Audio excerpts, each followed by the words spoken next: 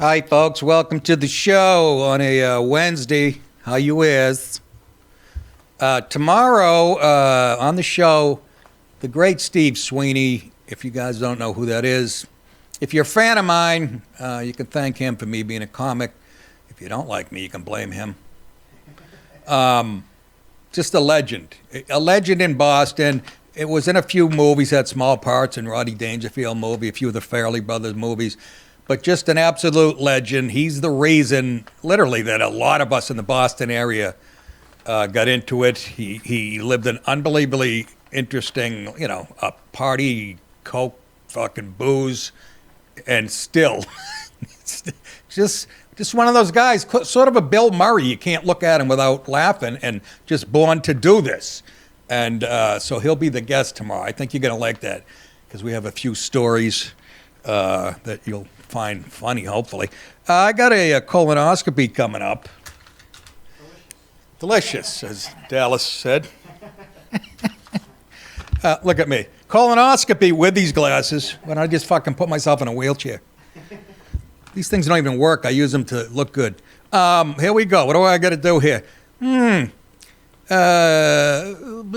got to go to the store today and pick up Dulcolax 4 tablets, Marilax, 238-gram bottle. I already got a 500-gram bottle. I'm not kidding at home. Gatorade, 64 ounces. Baby wipes and shit, because they know your ass is going to be wounded. I don't even think this is necessary. I think it's a gay cabal. Let me see. One day before procedure, begin clear liquid diet. Morning prior to procedure. Continue throughout the day, which consists of coffee and or tea, no milk, cream, sugar, water's fine, diet soda, chicken broth, no solid foods, no red or purple coloring. 5 p.m. the day before the procedure, take 4 Dulcolax and say goodbye to your family. Change your address to the bathroom for mail. Continue to drink clear liquids. Alcohol-free baby wipes or Vaseline help ease skin irritate. Bullshit. My asshole's like leather. I was a homo in the 60s. 7 p.m.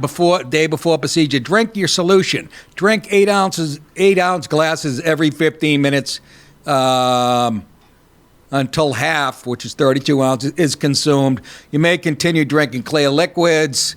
6 hours before the procedure, drink the remainder of your solution. That's but what they're talking about is Gatorade with the Marilax in it. But isn't vodka a clear liquid? We'll find out. We'll be canceled. Your prep must be completed 4 hours before your procedure. Mine's at 3. They ask you to be there an hour early. What the fuck? So that means 11 o'clock. Do not take oral medication. No. Where's the one when it says mix the Marilax and Gatorade together, then place it in the refrigerator. And then at 5 o'clock, you take the 4 tablets and drink this, whatever the fuck. Look, I've done it a few times, folks. And literally, you're pissing out your ass. You don't even have to push. You just feel the sensation. You sit down. It's like having diarrhea, only it's clear after about the 80th time. And then they have to stitch up your asshole from wiping. I used to have a line in my act about having diarrhea. My ass was so sore, I could have wiped it with a live rabbit. It would have been soft enough. Anyways, I got that to look for. And this is the last one I'm doing. Because if I'm 72, okay, fuck it. Let the polyps grow. Have a nice little garden in there. See me on PBS? Last time they did one on me, they found my head up there. The doctor said, "That's real funny, you Jew prick." It's time to harvest Nick's ass. Yeah, there you go. Fucking. Who likes summer squash? You got to rinse it good. All right, I got a packed show. Didn't turn this fucking thing on. I'm tired of life. People say life is short. Boy, lately I'm like, I'm tired. Not to say I'm going to kill myself, but... Okay. Let's get to it. Vance, that would be JD. Bash is Dana Bash. This was from a few days ago. Wanted to show it, didn't get to it. On CNN's State of the Union, Bash accused Vance of placing his constituents at risk for bringing attention to the problems in. I love this mentality of the left, that when you point out what destruction their policies have wreaked on this country or anything on your person, and you point it out, you're the problem. Fucking hooah. Problems in Springfield. At first, Vance took the high road, ignoring the accusation. He told Bash the media completely ignored Springfield's problems until recently, explained how Vice President Kamala Harris' policy record would create more Springfield situations, and disclosed how many constituents have called his office to report problems in Springfield. But instead of addressing the substance of Vance's comments, Bash responded by trying to fact check him. I don't know who she thinks she is. You fucking whore. Yeah, that's it. Go home. Get my dinner ready. I thought Vance was a little out of line on that, but I'll take it. The CNN anchor who admitted to going light on Harris in her one sit-down interview, she did? Where'd she do that? With Democratic presidential nominee, dismissed 911 calls and social media videos, seemingly providing credibility to the animal targeting allegations. Excuse me. And as far as the geese go, I don't care about the dog. That's not the fucking point. We already went over this. Then she went a step further and directly accused Vance of saying things that are wrong and actually causing the hospitals, the schools, the government buildings to be evacuated because of bomb threats. So she's blaming the bomb threats for what J.D. Vance is saying. With that accusation, Vance finally had enough. I'm as mad as hell, and I'm not going to take this anymore. So here he is calling her on her fucking left-wing, liberal, Democrat-ordered propaganda. Go ahead. This is actually, I think this is an important conversation. Okay. Look, the Springfield mayor, he's dealing with a lot of terrible things. I certainly sympathize with the guy, and we're going to try to help him out. But he did not accuse me of inciting a bomb threat. He just didn't. And if we're going to take the first-hand accounts of people who are on the ground in Springfield, why don't you bring on some of the people on your program who say that the migrants are eating their pets? You're applying a double standard here. You're saying if one person accuses J.D. Vance, I'm going to take that person's word as the gospel truth, you have somebody even whose if you name misrepresent it. If you have another person who's saying they're eating the cats, you're going to completely ignore them, attack them, silence them, and harass them. That double standard is why the people don't trust the media and why we're not talking about public policy 51 days out from a presidential election. Okay. I mean, it's that simple. Have somebody on.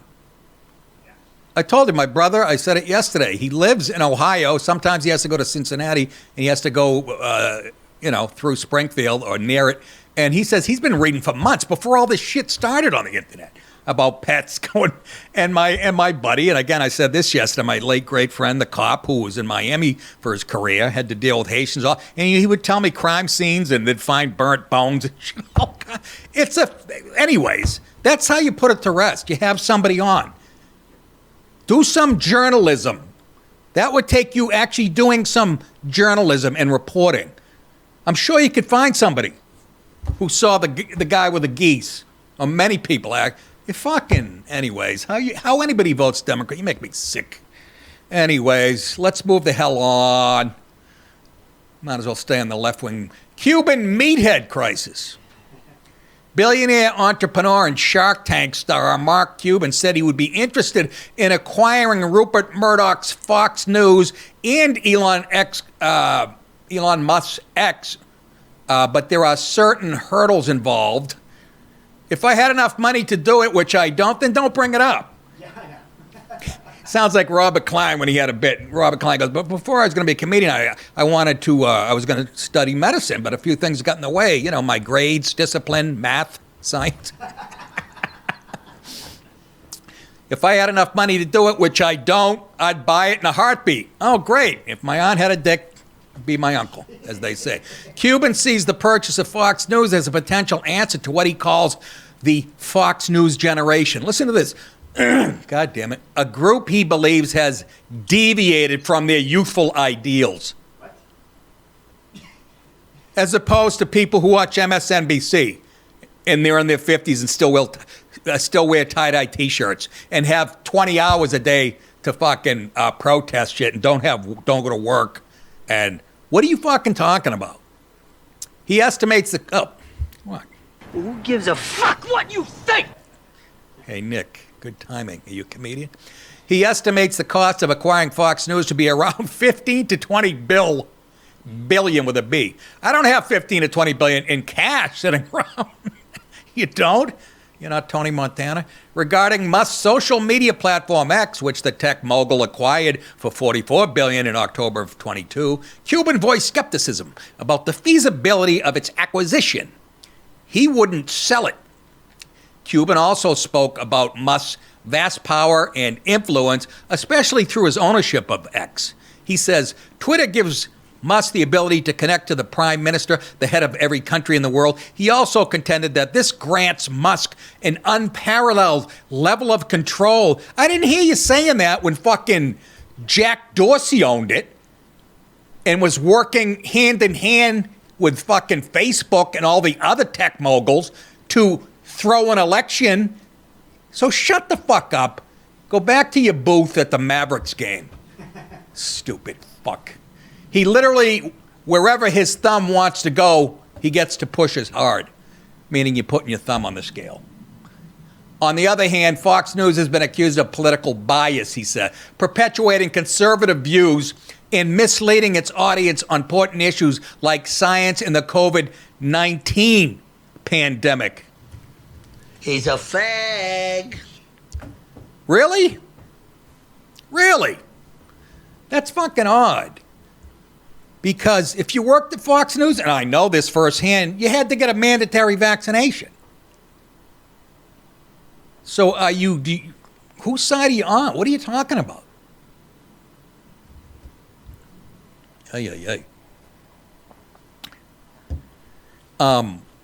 Joe Rogan, remember they took his ivermectin thing and ran with it, and they took Trump saying, yeah, shoot bleach into your vein, ran with it. All shit that's being debunked, and you're sitting here accusing Fox News of being the problem. But also doesn't call out anything else about being left bias. Doesn't mention, and the fucking Russian hoax, the P tape, that destroyed it. That split us right in fucking half. All this has been debunked, by the way. Obviously, Hunter's laptop story, the 51 retired intelligence agents that signed that thing saying that the laptop was Russian, and you're saying Fox is misleading. This has to stop. This. You know how we get to this point where people go, and it makes me both sides do it. That's how. And you know who usually says that? The people that are lying and doing it. It's called equivocating, and I fucking hate it. So, Mr. Cuban, again, and he doesn't seem like that bad a friggin' guy. I like guys who like sports. But I'm just saying, you're a capitalist. Why wouldn't you like Trump? I'm pulling these lower teeth, though. They're making me fucking nuts. I'm not quitting coffee. It's too late. I should do something for this colonoscopy. I should stick something up there just to be funny, like a piece of Bubblicious still wrapped. Just to surprise the shit out of the doctor. I think it's so, you can have these, they say, and be awake. Well, I'd like to try that. I don't like getting knocked out.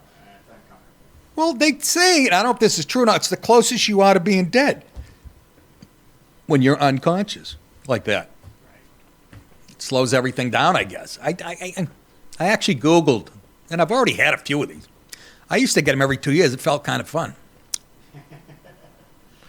Anyways, let's move on. And here's why you don't want to fuck with Israel.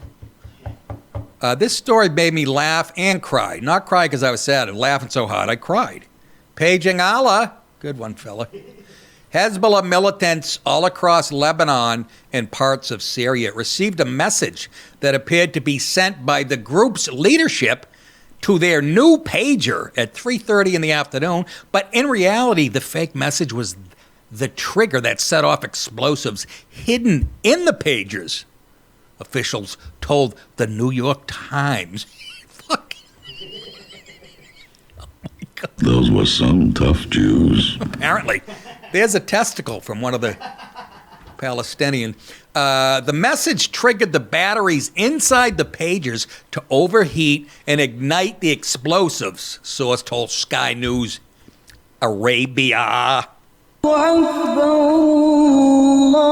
to Sky News.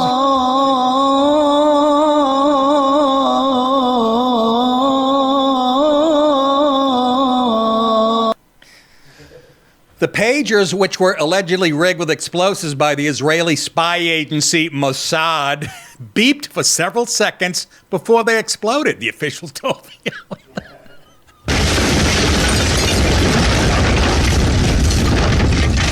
Allahu Akbar! Allahu Akbar! Allahu Akbar! Allahu Akbar! You tend to yell, God is great, when your nuts are on fire. The exploding beepers killed at least 9 people. Holy shit! I told my wife the story, and she beat me to the punch. She goes, you don't think our iPhones are going to have that capability? And it's true, because when you think of the high-tech people like Bill Gates, who only want about 50 people on the planet, eventually that's their goal. You're going to fucking, ooh, mom's texting. Next thing you know, your head's in the ocean.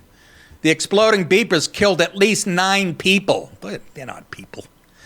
8 of whom appeared to be Hezbollah fighters, but also an 8-year-old girl. I want to see proof of it, because you fuckers lie about this shit all the time. And whatever. You shouldn't have fucked with them on October 7th. And injured roughly 2,800 people. These weren't little things, apparently. Holy shit. According to Lebanese officials, and we know they don't lie. The devices left a trail of small bloody scenes. That looked like me. Softball game, line drive. I wasn't paying attention. Left a trail of small bloody scenes throughout the country as they exploded in people's pockets, bags, and hands. Oh, doesn't anybody have a fucking video? Nick, why would you want to see that? Because it's good TV. Some of the victims lost their hands. Well, they're used to that over there. Every fifth mullah has a hook and a glass eye. I know that's not the same as these people. Had chunks blown off their thighs. Somebody get Joy Behar page. Or groins and maimed faces. According to the photographers from the AP, what a way to stem future generations of Hezbollah fighters than blowing the genitals off their parents. And Mossad allegedly listen to this. Who came up with this? And how do we get him as a defensive coordinator for the Patriot? Mossad allegedly intercepted a shipment of Taiwanese-made beepers before it reached Lebanon and planted 1 to 2 ounces of pentaerythritol. That's what they're going to knock me out with on Friday. Tetranitrate, a highly explosive material, next to the battery, along with a remote trigger switch. These fuckers, huh? Yeah. What? Excuse me, somebody. They're not that big. Huh? And they're only that big. That's what I'm In there and, yeah. And for the damage it did. yeah. I mean, what do these people ever, the ones that survived, will they ever use a pager again? Or anything? You can see him sitting at home. The wife's like, honey, will you give me the flash? I ain't touching that. Oh my God, Israel, you are something else. And you know my take on this, I don't give a shit. What you slaughtered those young Israeli kids, I don't give a fuck. And you're the ones who don't want a ceasefire. I mean, fucking Israel, we all know this, handed the Gaza Strip over to you in 2005, gave you billions of dollars, and what did you do with it? You dug tunnels with it and shit. You're the ones who want to continue to fight. You don't want two-state solution. And keep it up. You're being outsmarted.